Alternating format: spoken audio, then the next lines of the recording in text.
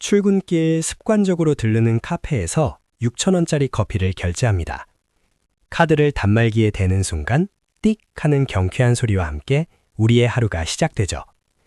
점심엔 동료들과 핫플레이스 맛집을 가고 저녁엔 직장 스트레스를 푼다며 배달 음식을 시킵니다. 여러분의 하루는 어떠신가요?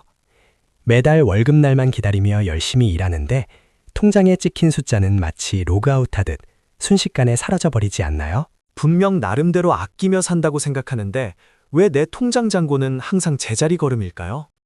우리는 종종 착각에 빠집니다. 이번 달은 경조사가 많았어. 이번 달은 휴가철이었으니까 어쩔 수 없었어. 라며 스스로를 위로하죠. 하지만 달력이 바뀌어도 통장 잔고의 앞자리는 좀처럼 바뀌지 않습니다. 마치 구멍난 독에 물을 붓는 것처럼 말이죠. 오늘 우리는 그 불편한 진실을 정면으로 마주해 보려 합니다. 퇴근 후 침대에 누워 무심코 스마트폰을 켭니다. 화면 속 세상은 너무나 화려하죠. 동기 누군가는 외제차를 뽑았고 대학 선배는 오마카세에서 기념일을 보냅니다. 나만 빼고 다들 잘 사는 것 같은 기분 느껴보신 적 있나요? 이 상대적 박탈감은 아주 자연스럽게 우리의 소비를 부추깁니다. 나도 열심히 일했는데 이 정도 보상은 받아야지 라는 생각, 바로 여기서부터 우리의 재정 상태는 꼬이기 시작합니다. 진짜 부자와 부자처럼 보이는 사람의 차이를 아시나요? 거리에 넘쳐나는 명품백과 최신형 전자기기들이 모두 그 사람의 진짜 부를 증명하는 건 아닙니다.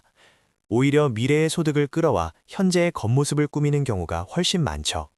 할부라는 달콤한 유혹은 당장의 만족을 주지만 결국 내일의 내가 짊어져야 할 무거운 족쇄가 됩니다. 겉모습이 화려해질수록 실제 잔고는 초라해지는 역설, 멈춰야 할 때입니다. 혹시 새 코트를 하나 샀는데 그 옷에 어울리는 신발과 가방까지 줄줄이 사본 경험이 있으신가요? 심리학에서는 이를 디드로 효과라고 부릅니다. 하나의 새로운 소비가 다른 소비를 연쇄적으로 부르는 현상이죠. 우리의 뇌는 무언가를 살 때 도파민을 분비하며 짜릿한 쾌감을 줍니다. 하지만 이 쾌감은 매우 짧습니다. 며칠만 지나면 새 물건은 익숙해지고 우리는 또 다른 자극을 찾아 지갑을 열게 됩니다. 월급이 오르면 돈을 더 많이 모을 수 있을 것 같죠? 현실은 다릅니다. 3,000원짜리 커피가 5,000원짜리로 바뀌고 버스 타던 거리를 택시로 이동하게 됩니다. 수입이 늘어난 만큼 씀씀이도 쥐도 새도 모르게 커지는 것. 이것이 바로 라이프스타일 크립, 즉 생활 수준의 인플레이션입니다. 연봉이 올라도 통장 잔고가 늘지 않는 가장 무서운 이유가 바로 우리 일상 속에 숨어 있었던 겁니다. 그렇다면 어떻게 이 굴레에서 벗어날 수 있을까요? 가장 먼저 돈에 대한 관점 자체를 바꿔야 합니다. 여러분이 물건을 살 때 지불하는 건 단순한 종이돈이나 카드 숫자가 아닙니다. 바로 여러분의 시간과 에너지입니다. 100만 원짜리 가방을 사기 위해 하루 10만 원을 버는 사람이 열흘의 시간을 바치는 것과 같죠. 소비는 곧 내 생명의 일부를 잘라내어 물건과 바꾸는 행위라는 것을 인식해야 합니다.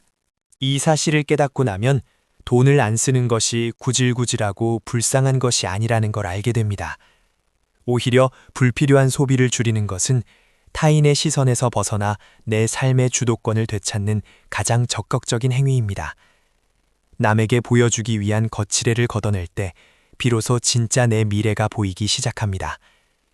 절약은 현재를 희생하는 것이 아니라 더 큰 미래의 자유를 위해 미리 투자하는 것입니다. 미국의 유명한 금융작가 모건 하우절은 말했습니다. 부는 눈에 보이는 것이 아니라 눈에 보이지 않는 것이다.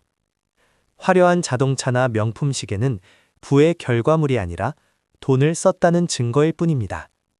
진짜 부는 아직 소비하지 않고 남아있는 자산, 언제든 내가 원할 때 쉴 수 있는 선택권, 상사에게 당당하게 내 의견을 말할 수 있는 심리적 여유를 의미합니다.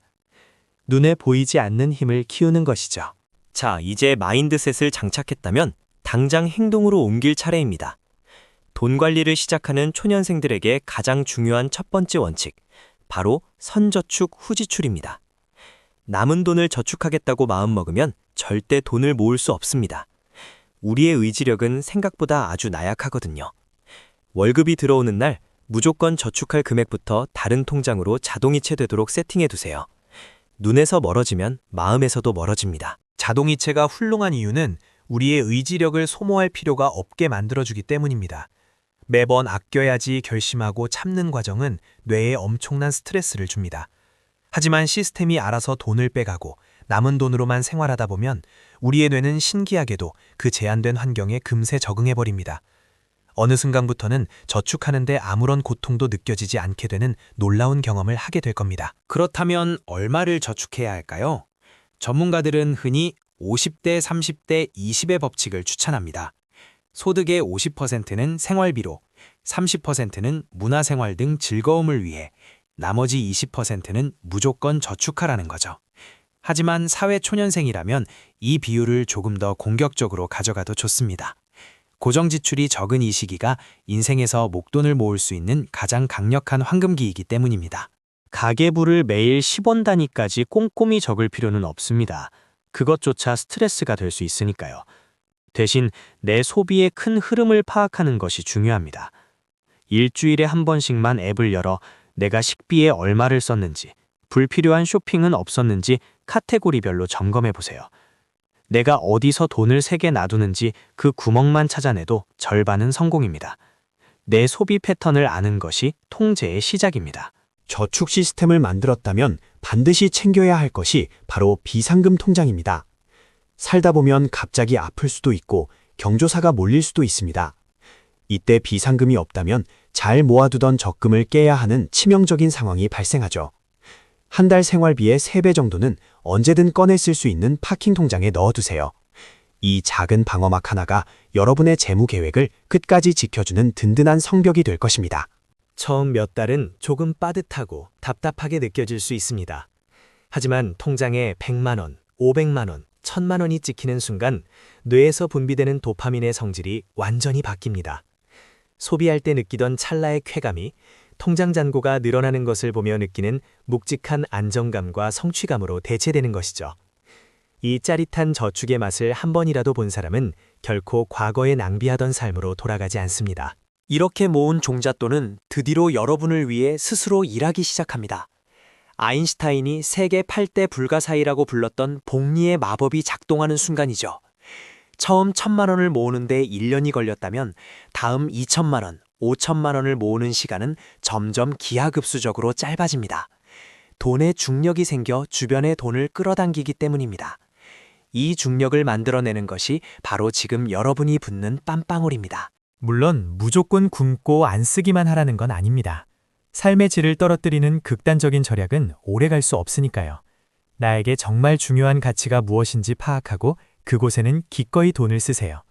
책을 읽고 새로운 것을 배우고 사랑하는 사람과 좋은 시간을 보내는 데 쓰는 돈은 소비가 아니라 투자입니다.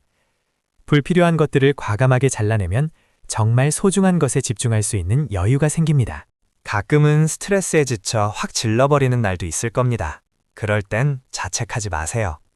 다이어트 중에 치킨 한 번 먹었다고 인생이 끝나는 게 아닌 것처럼 재정 관리도 마찬가지입니다. 중요한 건 완벽함이 아니라 꾸준함입니다.